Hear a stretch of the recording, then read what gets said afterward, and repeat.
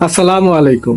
আজ আমি আপনাদের এমন এক রাজার গল্প শোনাবো যে রাজা আমাদের শিখিয়েছেন নেতৃত্ব মানে নির্দেশ দেওয়া নয়, নেতৃত্ব মানে পথ দেখানো। এবং গল্পটির নাম হচ্ছে সফলতার চাবিকাঠি। গল্পটি মধ্যযুগের এক ছোট্ট রাজ্যের গল্প। সে রাজ্যের রাজা একবার ঘোষণা দিলেন, আমার রাজ্যের সবচেয়ে যোগ্য ব্যক্তিকে আমি আমার রাজ্যের সেনাপতি বানাবো।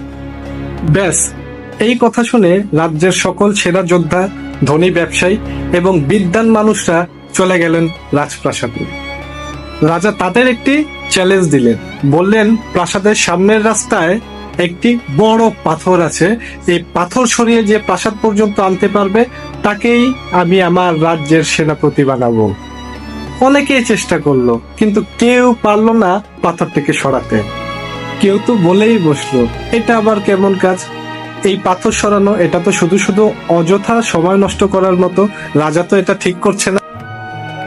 ঠিক তখনই কিছুক্ষণ পর এক তরুণ কৃষক সেই পাথরের সামনে এসে দাঁড়ালেন এবং পাথরের চারপাশ ঘুরে ঘুরে দেখতে থাকলেন এবং মাটি খুঁড়ে তিনি একটি খাঁজ তৈরি করলেন এবং কৌশলে পাথরটিকে সেখান থেকে রাজপ্রাসাদ পর্যন্ত নিয়ে আসলেন।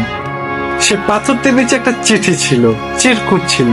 সে চিরকুটের নিচে কি লেখা ছিল তা জানার আগে অবশ্যই আমার চ্যানেলটি সাবস্ক্রাইব করুন, বেশি বেশি কমেন্ট করুন এবং নতুন নতুন গল্প শোনানোর জন্য আমাকে আগ্রহী করুন।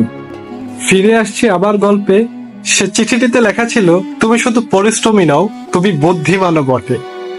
তুমি জানো কাজ কিভাবে শেষ করতে হয় এবং নেতৃত্বের জন্য এই গুণগুলোই দরকার।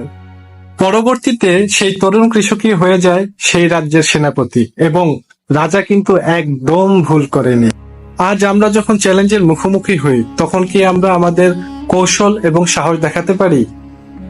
সে প্রশ্নটি রইল আপনাদের কাছে। আমি ফয়সাল হক এবং এটি ছিল ফয়সাল ইন ফোকাসের আজকের গল্প। চ্যালেঞ্জ নিন, নেতৃত্ব দিন, সমাধান খুঁজুন। দেখা হবে আবারও আপনাদের সাথে। ধন্যবাদ সবাইকে। আসসালামু আলাইকুম।